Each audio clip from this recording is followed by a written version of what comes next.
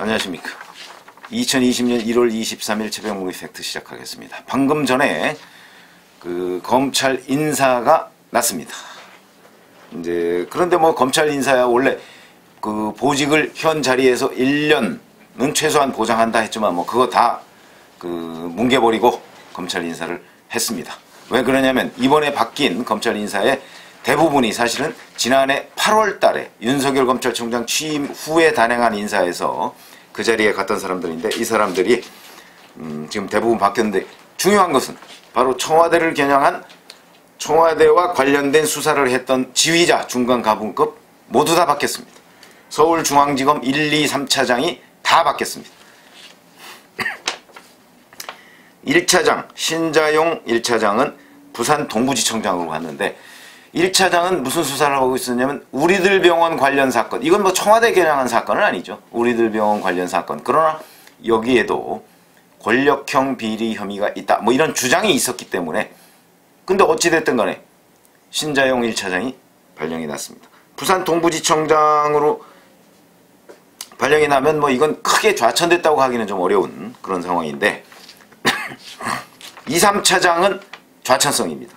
신봉수 2차장 뭘 하고 있었죠? 청와대 선거 개입 의혹, 하명 수사 의혹에 대한 수사를 지금 하고 있고, 이 부분에 관해서 수사가 아마 중간 조금 넘은 그런 단계일 텐데 이 사람을 교체를 해버렸습니다. 평택지청장으로 발령을 했으니까 이거는 좌천성 인사다, 이렇게 얘기할 수가 있겠고, 그 다음에 송경호 3차장 검사, 여긴 조국 전 장관 일가 비리에 대한 수사를 하고 있었죠. 반부패 수사 2부에서 하고 있었거든요. 물론 송경호 3차장 검사 같은 경우는 그 밑에 반부패 수사부가 1, 2, 3, 4부가 있었습니다.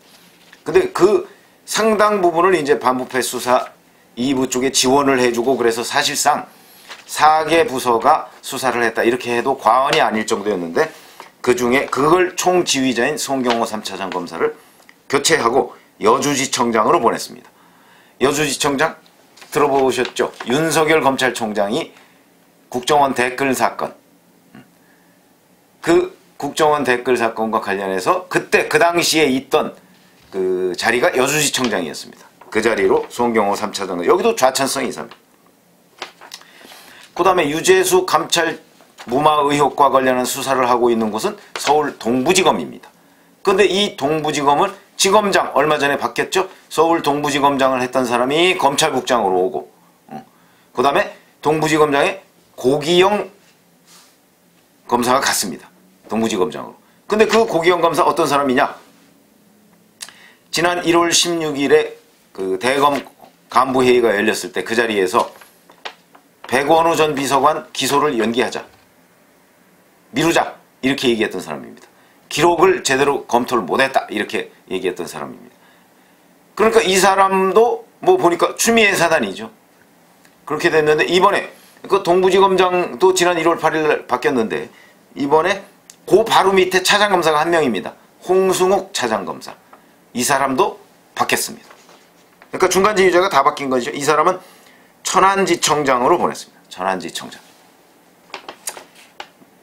그 다음에 대검 부장급에 대해서 사실은 현재 수사와 관련되어 있는 대검 부장급은 전원 유임시켜달라, 이렇게 얘기를 했는데, 이게 윤석열 검찰총장이 인사안과 관련해서 법무부에 냈던 의견이었죠. 근데 거의 무시됐습니다. 거의. 뭐냐면 18명이 다른 곳으로 이동했습니다. 그 중에서 이제 우리가 관심을 가졌던 사람이 누구냐면 양석조 연구관이었는데, 그게 이제 상갓집에서 심재철 반부패 강력부장 신임, 그 사람한테 항의를 했던 검사였죠. 그 양석조 검사는 대전고검으로 발령났습니다. 그러니까 이거는 일선 수사부서가 아닙니다. 고검이기 때문에. 사실상 보복인사다, 이렇게 얘기를 할 수가 있겠죠. 그 다음에 송경호 3차장 검사 밑에서 조국 전 장관 일가 수사를 담당했던 사람이 고형곤 반부패 수사 2부장이었습니다.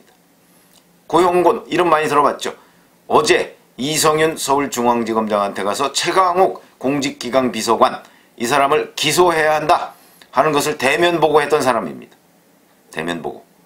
그런데 어제 오후 6시 좀 넘어서 가서 대면 보고를 했는데 그 부분과 관련해서 1시간 이상을 증거 목록과 공소장까지 써가지고 가서 했다고 합니다. 그런데 이성윤 지검장은 밤 10시 20분쯤에 그냥 퇴근해버렸다는 것이 그거에 결재를 안 하고 그동안에는 구도보고를 했었습니다. 최강욱 비서관을 기소해야 됩니다. 이렇게 구도보고를 했을 때 거기에 대해서도 계속 뭉개고 있다가 어제는 오늘 인사를 앞두고서 어차피 나는 바뀔 거니까 라고 얘기하고서 대면 보고를 했는데 그것도 또 결재를 안 하고 이성윤 지검장은 퇴근해버렸습니다. 그리고 나서 오늘 고형곤 반부패 수사 2부장도 발령이 났습니다.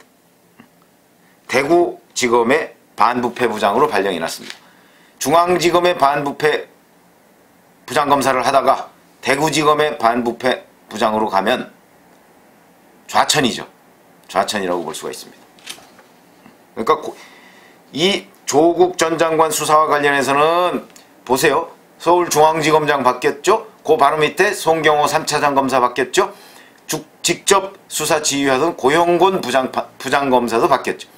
다 바꾼 겁니다.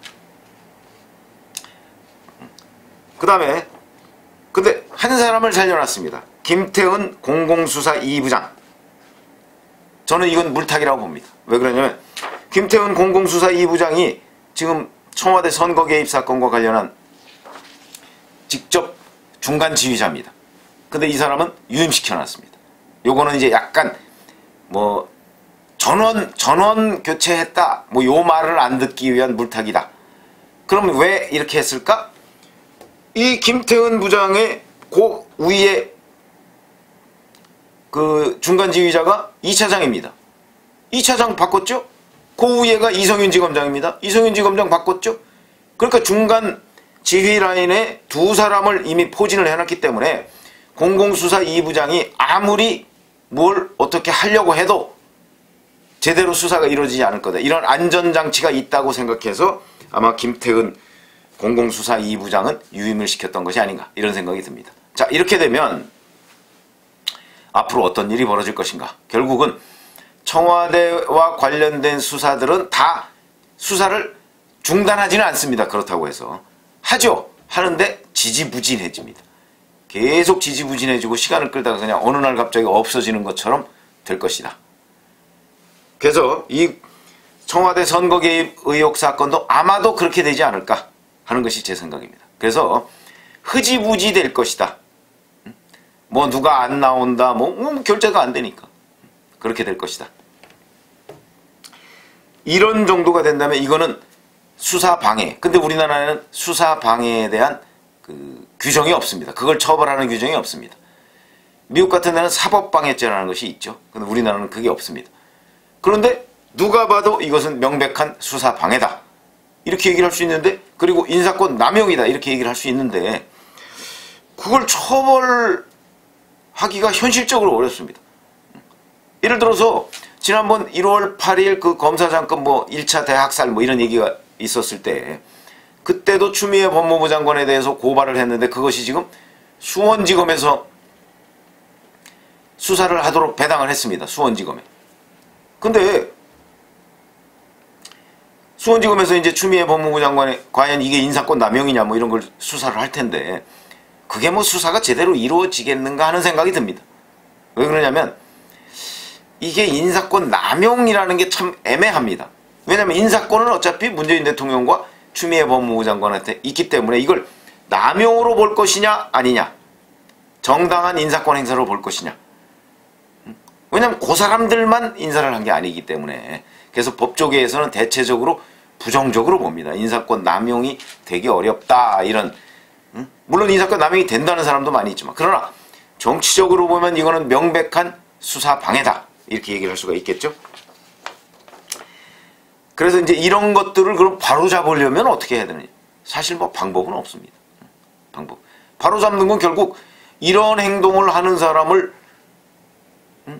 응징하고자 하는 것은 결국 뭐 대통령을 바꾸고 뭐 이러는 수밖에 없는 거 아니겠습니까? 그러나 그거 현실적으로 불가능하죠. 불가능하기 때문에 결국 총선에서 유권자들로서는 자기들의 의사표시, 자기가 정의라고 하는 것을 배반한 정당의 소속 후보, 이 사람에 대해서 표를 안 줌으로써 소극적인 저항을 하는 수밖에 없다. 이런 생각이 듭니다. 근데 또 이런 것은 궁금해집니다. 자, 어제 송경호 3차장 검사 그리고 고용곤 그 반부패 수사부, 중앙지검 반부패 수사부 2부장 이 이제 이성윤 지검장한테 가서 최강욱 기소하자 이렇게 얘기를 했다는 거 아닙니까?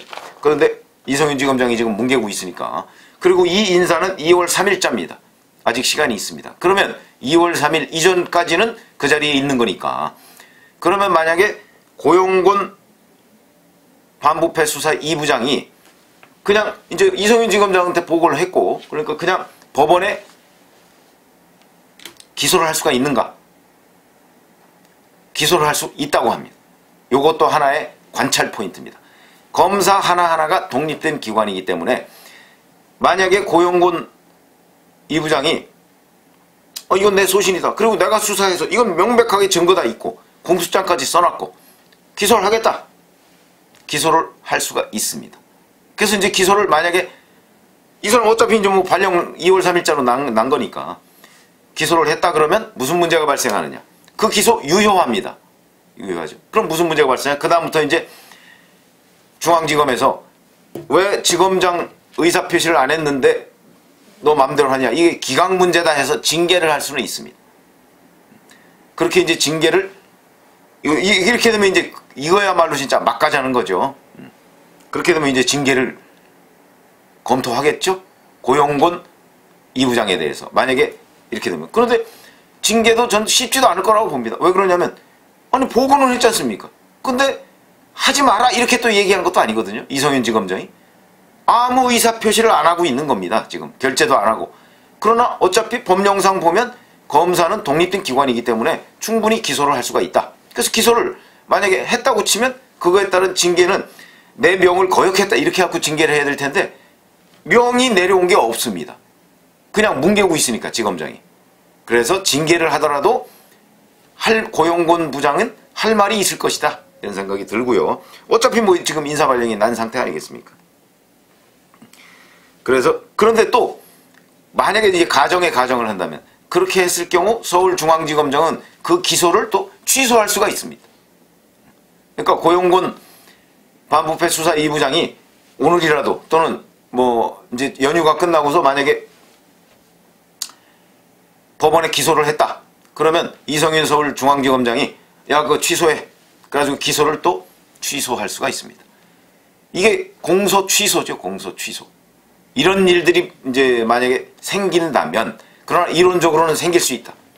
생긴다면 그거는 이제 그야말로 검사 내전, 제가 2까지 얘기를 해드렸는데 검사 내전 3가 되는 거죠.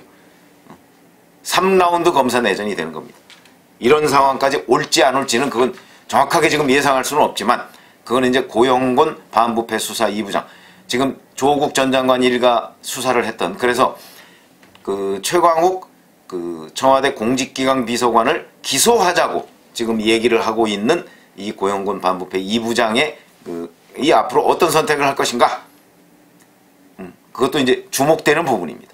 어찌됐든 간에 이런 식으로 그 인사권을 지금 법률적인 개념이 아니고 정치적으로 보면 이제 남용을 하고 있는 것인데, 이 남용 부분에 관해서 그 제대로 그 제동장치가 없다. 그래서 그야말로 폭주하고 있다. 근데 이 폭주를 견제할 장치는 현재로선 없다. 투표제도 외에는 없다. 이런 말씀을 드립니다. 감사합니다.